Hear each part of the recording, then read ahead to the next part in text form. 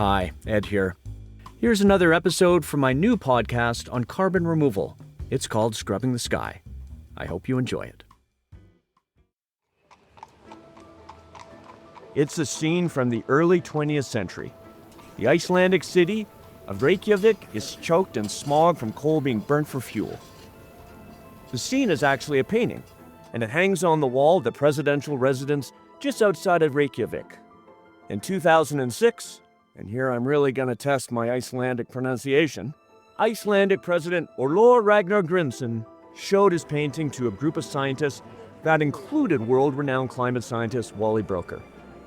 Grímsson proudly tells them about his country's transition from coal to geothermal and hydroelectric resources, clearing the air of the pollution that once smothered Iceland's communities. But for Broecker, Grímsson is hinting at something else. A willingness to help the world scrub the sky of excess carbon dioxide. Because Iceland was more than just an island in the North Atlantic Ocean. The basaltic rock that Grímsson's presidential residence sat upon could be an essential element in helping the world to avoid a global climate crisis.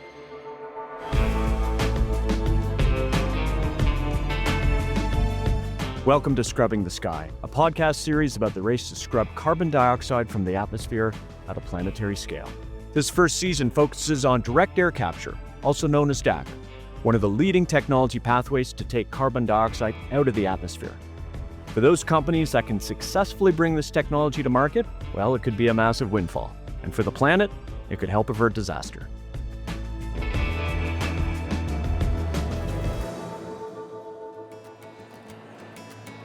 ETH Zurich, also known as the Swiss Federal Institute of Technology in Zurich, is one of the most highly regarded universities in the world.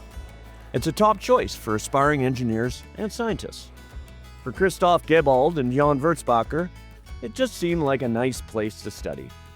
The two met on the first day of classes in 2003 and discovered a shared fondness for climbing, skiing, and entrepreneurship. That same day, they decided they would start a company together, formalizing the commitment with a high five. 6 years later, after completing Master of Engineering degrees, the pair finally landed on what their company would do: capture carbon dioxide from the air. Jan Wurzbacher talks about how it all came together. There was this professor at ETH who was leading a project on, or he was actually doing a lot of research on producing solar fuels, so fuels made from sunlight and CO2 and water. And he needed CO2, and he then had already started a project to capture CO2 from the air in order to have a closed carbon cycle to take CO2 from the air, turn it into fuel, and when the fuel's burned, it'll go back to the air. And so he always emphasized this concept of a closed cycle. And yeah, that's when we started. His name's Aldo Steinfeld, and we started in his lab, but then realized that we would probably want to start something totally different and came up with a totally new concept. We said, well, it might be actually better to use a different process which can use low temperature energy, a little bit of electricity. And then we came up with the concept of chemisorption-based CO2 capture. Jan and Christoph met a family who had started up a greenhouse operation and were looking for low-cost carbon dioxide to enhance the yield from their vegetables. Conveniently, nearly next door to the greenhouses was the town's waste incineration plant, an ideal source of heat. The pair and their team set to work designing a prototype. Professor Steinfeld gave them each a 50% PhD position that allowed them to continue using the university's labs and other resources, and a stipend to split. Meanwhile, the other 50% of their time could be devoted to their new business. They named it Climeworks, in homage to their favorite boot fitter, a small shop in Chamonix named Footworks. We are both avid skiers, Christoph and I.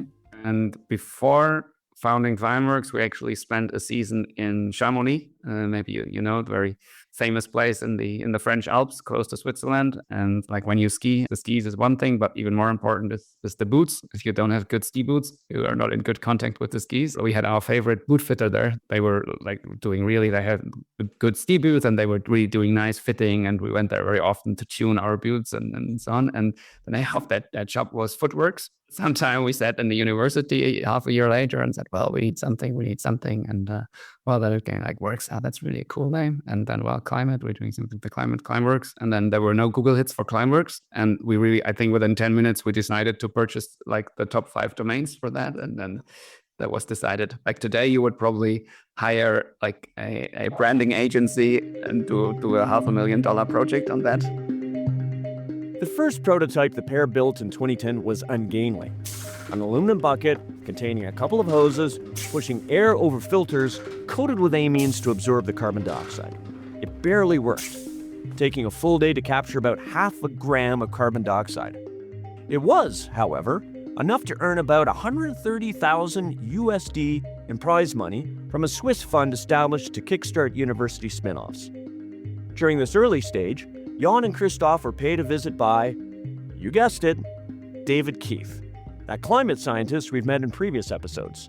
I visited Zurich and I wanted to visit the lab of a professor who was working on a solar-driven calciner that might be useful for air capture. I thought that'd be fantastic and he seemed really interesting.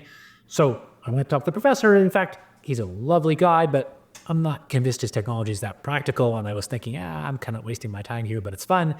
And then as that kind of wrapped up, his 2 grad students came to me and said, can we buy you a beer? And they wanted a bunch of advice and told me what they were doing. They were working on this amines on cellulose solid DAC idea in that laboratory. And then they were looking for figuring out how to take it commercial.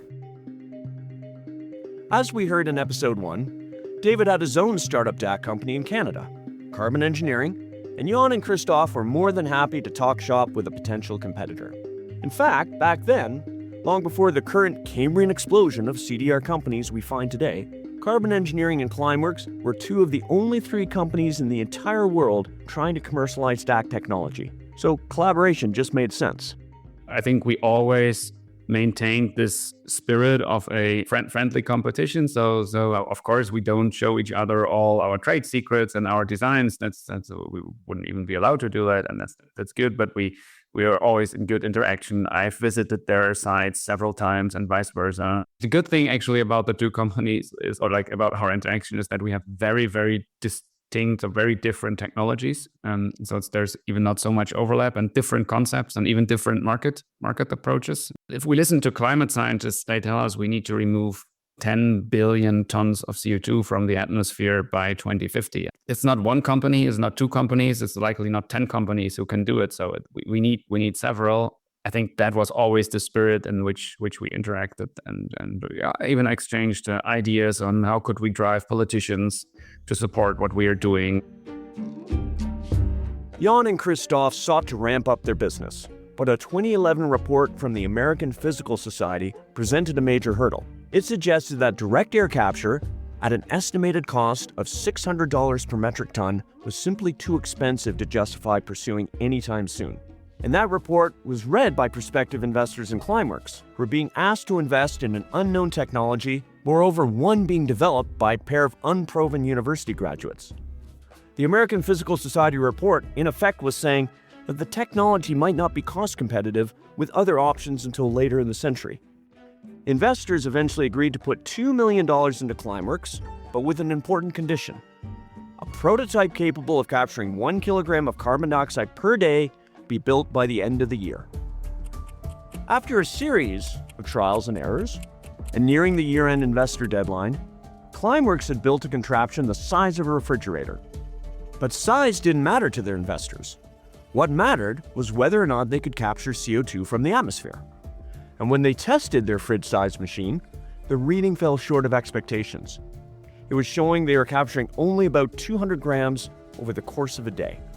They continued tinkering, but nothing they did could improve it. Then just before Christmas, as Jan despairingly watched the unit run, he picked up on an unexpected hissing sound. Searching for the source of the sound, he discovered that one of the hoses carrying carbon dioxide was not properly fastened. Once fixed, the sensors show that they are in fact capturing several kilograms of carbon dioxide per day. Thanks to Jan's astute hearing, they met the financing condition just in time.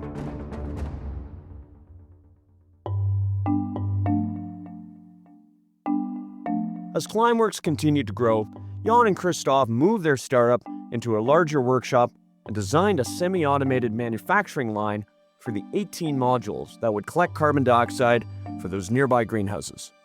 The assembled modules pushed air through the contactors containing a solid sorbent. When the contactors are heated with waste heat from the nearby incineration plant, captured carbon dioxide is released and piped across the field into the large greenhouses. The extra carbon dioxide accelerates the photosynthesizing of vegetables, boosting yields by about 20%. While this sounds amazing, scientists have since found that fruits and vegetables grown at elevated carbon dioxide levels are less nutritious, kind of like the Wonder Bread of produce. The overall capture costs were about $600 per metric ton, and their apparatus only captured 900 metric tons of carbon dioxide per year, equivalent to the annual emissions of roughly 200 cars. More importantly, however, Jan and Christoph had proven their design could work. Meanwhile, on the other side of the Atlantic, David Keith was working on Carbon Engineering's large-scale DAC plant design. Jan and Christoph frequently compared notes with David, and he wasn't shy about telling them why he thought a larger-scale design would win out, at least with respect to economics. The big competition to me is between liquids, probably aqueous-based liquids, and solids. The carbon engineering current process in Plant 1 that's published, that is this calcium cycle back end. I mean, it has the advantage that it's cheap and it gets us to market at 500,000 tons a year and we can build plants and there's certainly things to like about it. But fundamentally, it's a dog and we all know it. But I do think there are some structural reasons why aqueous will end up being solvents for kind of large-scale air capture, whichever company ends up taking them. And the reason is basically that it gets you the modularity just where you want it, and it gets you the ability to handle air with impurities and the ultra-cheap contactor in the best way. Let me say what I'm jealous about with Climeworks. The thing that's great is they have this box-like modular structure, and then they can try and do the kind of learning curve walk down that's like what solar and wind have done, and why solar and wind are beating lots of complex built technologies. So totally get it, and I'm insanely jealous because they can market things at a small scale. But if you want a solid contactor, the solid contactor sucks the CO2 in the air, and then it gets filled with CO2. And then you have to seal it off from the air and heat it up to get that CO2 back out.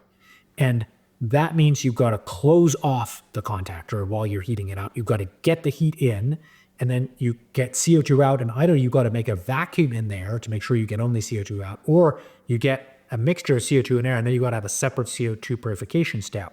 And all of that is inherently hard to make cheap because it takes machinery. Building a contactor like that is inherently expensive because of material costs that I just don't think go away. For Jan, modularity, the part that made David Keith jealous, was key to the Climeworks approach.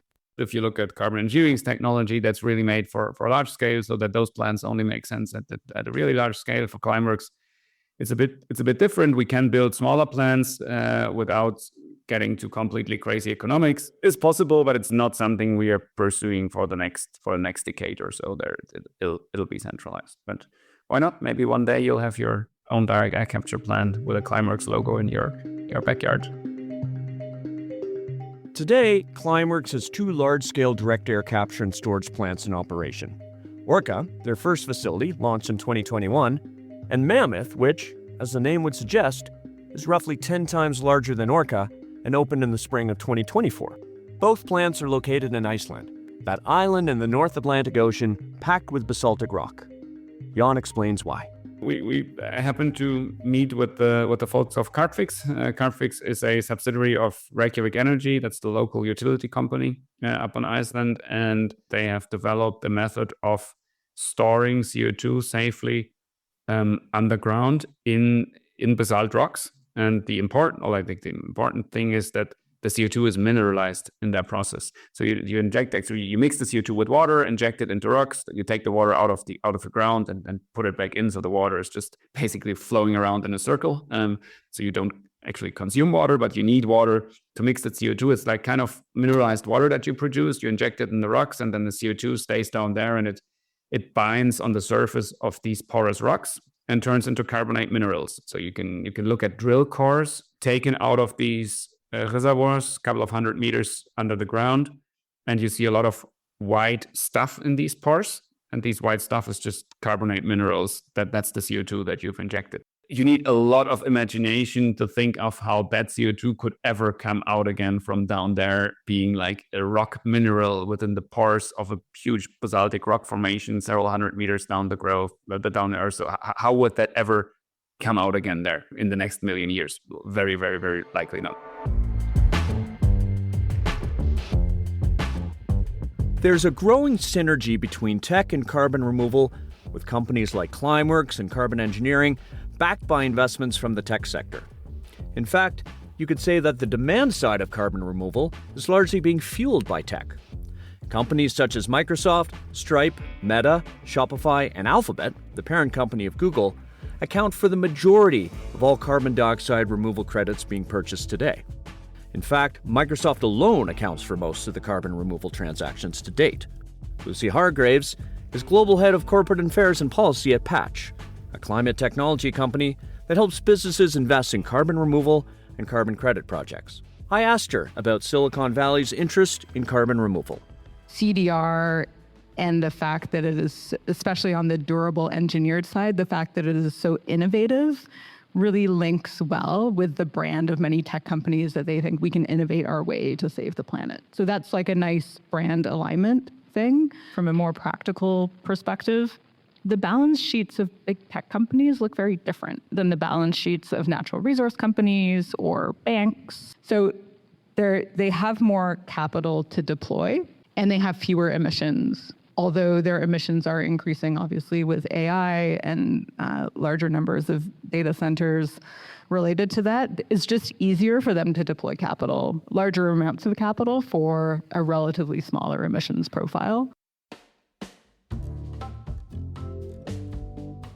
There's such a huge amount of tech optimism, and I think it would be a mistake to fall into the trap of thinking the tech sector is bad and we should therefore ignore all of the solutions coming out of the tech sector. The tech sector is doing some great things, and I think that it's really just a matter of perspective, but there's an incredible ability to leverage technology, especially with like these rapid advancements in AI, to do good things. Jim McDermott is perhaps the OG tech entrepreneur turned direct air capture proponent. His journey from tech entrepreneur to original founder of 1.5, Occidental's development subsidiary, is emblematic of that synergy. Jim's story in business started in 1996 when he was studying at UCLA and ran out of stamps one night while mailing off job applications. This was back in the day when people actually mailed job applications. I know all the millennials and Gen Zs listening might be confused at this point, but just stay with me. Down the street from where he lived was a post office, but it was closed. Jim wondered why stamps couldn't be purchased online, given that this was around the time when online retailing was really starting to boom. So along with two of his business school buddies, Jim decided to start a company to sell stamps online. They registered stamps.com, and it went on to become a multi-billion-dollar company with near monopoly on online postage sales. But of course, Stamps.com isn't the reason I bring up Jim. As he told me himself, it was a visit to his first data center that turned Jim's mind towards energy use. We went down in, I guess it would have been 98, and we did an installation at the first data center in Southern California. It was a place called Exodus Communications, and it was this gigantic data center. We were plugging in our server. We went in there, and if you've ever been in a data, I mean, now there's a lot of heating and cooling and whatnot. But I was putting in our installation and I was looking at this and holy shit, if the internet is data processing and data processing is just organized electrons, those electrons are coming from somewhere. The plume of pollution into those servers is going to be on fucking imagination. My head was sort of spinning because I was like, the environmental impact of the whole world's going to be a data server. And it kind of was like a grain of sand in my mind. I was like, this won't work. Like the mass energy of this won't work. Like there's going to be too much CO2. There's going to be too much low earth pollution. There's going to be too much water use. And I'm looking at this one server and I'm sort of extrapolating in my mind what that means if the whole world is going to be this integrated TCP/IP network. And I'm like, this is just totally never going to work. For a time, Jim continued his work on the new frontiers of the internet, but he had nagging doubts about where precisely he should focus his energy. 2003 comes along. I get out of the fund. I sell everything at stamps.com. I hedge it. I start this other company called Spoke. I license all the algorithms to LinkedIn. I'm still thinking about all this stuff, right? And finally, one morning I woke up and I'm like, this is stupid. The internet's not fucking solving anything. And Facebook is ad sales. I don't want to be part of this. And I went back to the board and I'm like, I quit. I'm going into clean energy. Jim founded the U.S. Renewables Group, a private equity fund focused on investing in renewable energy and clean fuel technology. As he sought out investment opportunities that reduced emissions, he realized the sole focus of all decarbonization efforts he came across was slowing down the rate of emissions growth, which is the rate at which new carbon dioxide was entering the atmosphere. Even in a hypothetical scenario where all emissions were eliminated, Jim wondered what we should do with the roughly 120 parts per billion of CO2 already added to the atmosphere since the Industrial Revolution. I started reading. And then I think it was around 2006. I actually read David. David wrote, it was like a case for climate engineering, I think it was. Jim's referring to David Keith's 2013 book, A Case for Climate Engineering. And I bought the book and it came to my house. I read it and I was like, this guy, whoever the hell he is, gets it. He gets it and he's writing stuff and he's not writing kind of mumbo jumbo. I have a tendency to be very biased against academics who don't have a practical bent. And David was talking about they're going to build these things. And I was like, all right. Just as many people's entry point into direct air capture passed through Klaus Lackner, the journeys of many others, including Jim's, also passed through David Keith. So Jim traveled to Canada to meet David in person and talk DAC. I was super, super seminal thinking. You're 10 years too early. I think I kind of recommend that you go find a rich guy. Because I know my fund can't do this. So he went and got Murray Edwards and Bill Gates to give him cash. And one of the things about having a private equity fund that's awesome is that if you have money to run your business, you can kind of you're who's doing cool shit and you're going to play and go visit them, right? And so it was I went and visited the guys at Climeworks. I was cruising around the globe looking for who's got a real low cost answer. And through that process, I basically concluded aqueous solutions are basically the best that we've got for the moment. David's got it nailed. Several years later, Jim thought about starting another fund, but sensed that the world wasn't yet ready for his version of direct air capture as a central pillar of sustainability. After his partner in U.S. Renewables Group retired, he started winding down the firm and took it upon himself to find his employees new jobs outside of the company. One of those employees ended up working for Bill Gates, who had recently formed Breakthrough Energy, the organization we learned about in our last episode.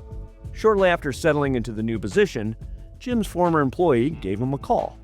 She called and was like, hey, there's this company up in Squamish, the halfway stop between there, Vancouver and Whistler, called Carbon Engineering, and they do a thing called direct air capture, and we've got money in it. We love the tech, but we're not really sure if the market's ready, and we're not super sure about management. Would you go look at it? And I'm like, sure. And she's like, there's the guy, David Keith. And I'm like, David Keith? He actually did it? I went up there and then I, kind of joined the board and got involved in raising money and threw a bunch of my money in. Facts don't give a shit what you think. And there's a lot of people these days running around thinking that they can kind of jawbone things. You can berate people and say they don't know anything about the economy or, it's bad for jobs. But meantime, CO2 builds in the atmosphere and it has demonstrable effects that are accelerated. And you can jawbone and you can disseminate and, do whatever you're going to do, but it isn't going to change it. Which is also one of the reasons that I've always loved David is that when you go through that process, you realize there's very little margin in yelling at people who used to be in the oil and gas business and trying to vilify them. That sentiment is also shared by Climeworks' Jan Wurzbacher, who believes that there's a role in carbon removal that the oil sector can play. There's a whole industry on this world who practiced for the past, 100, 200 years, how to drill holes in the ground and get something valuable out there and do this in a proper way and with as little accidents as possible. Now, what we need to do in the next 100 years, we need to take a lot of stuff out of the air and drill holes in the ground and put it back down there. So I think it's quite quite intuitive that there is a big overlap in knowledge and know-how, and I do think we should use that. So I'm sure, and I'm a true believer that the oil and gas industry will play a vital role in carbon storage and therefore carbon removal as well. On the other hand, in that industry, still several players are trying to use CO2 to extract more oil from the underground. And that's something what we are not doing with Climeworks. So that's not a market that we're looking at. That's just something I don't believe that's the way we should be going. Coming up, new technologies like direct air capture tend to have their supporters, but they also have their detractors, like former U.S. Vice President Al Gore. Direct air capture? That's a really hilarious technology and a deceptive lie to publics around the world that this is ready to go, and what it means is we can keep burning fossil fuels forever. On the next episode of Scrubbing the Sky, we hear from more believers, but also skeptics, and consider what's next for direct air capture and carbon removal writ large.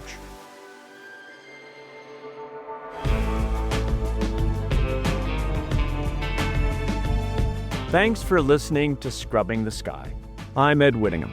This podcast series is produced by Emma Tandon and Bespoke Podcasts, with help from Pat Kelly, Lauren Verkovich, and Chris Kelly of Kelly & Kelly.